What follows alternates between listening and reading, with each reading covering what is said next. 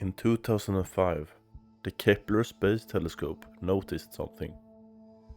A tiny rhythmic dimming in the light of a red dwarf star 120 light-years away.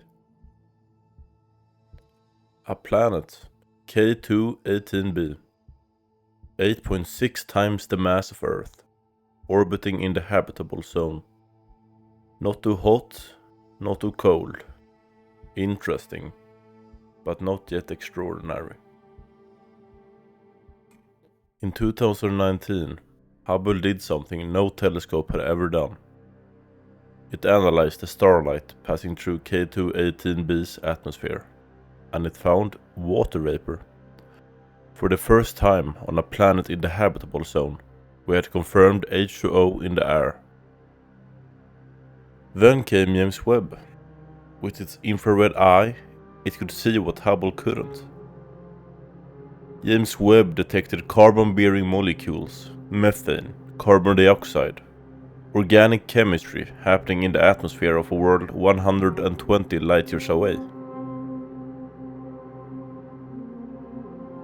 K2-18b isn't a second Earth. It belongs to a whole new category: Haitian worlds.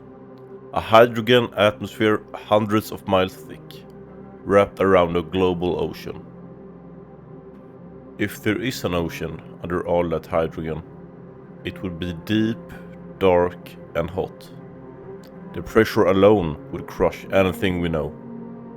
But uninhabitable to us doesn't mean uninhabited. On Earth, we found life in places that would kill us in minutes. Boiling vents at the bottom of the ocean, acid rivers, or even the vacuum of space. If life exists on K2-18b, it probably lives in that dark, scalding ocean.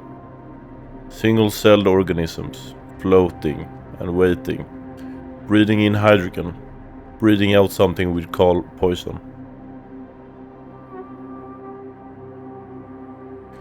Scientists are looking for one thing that will change everything: a biosignature.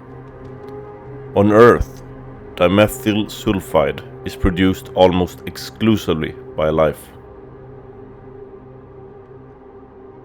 If James Webb finds DMS in K2's atmosphere, that would be our strongest hint yet that we are not alone. In the next decade, telescopes like the Extremely Large Telescope, or ELT, and the Habitable Worlds Observatory will look at K2 again, closer and deeper. K2-18b is not our future home. It's too far and too strange. But it might be the answer to a question we've carried since we first looked up.